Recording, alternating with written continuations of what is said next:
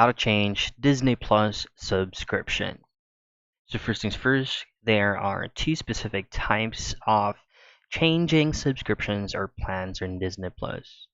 It's either from premium or going from basic to premium.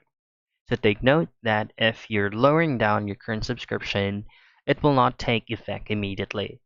It will take effect once your billing cycle ends or your billing date ends.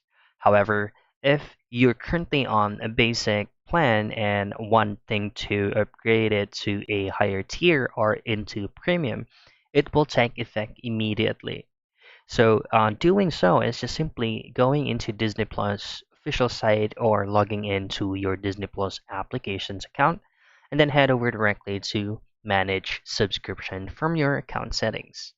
And there, just head over to plans and billing, and in there you should be able to choose between basic into premium or premium into basic.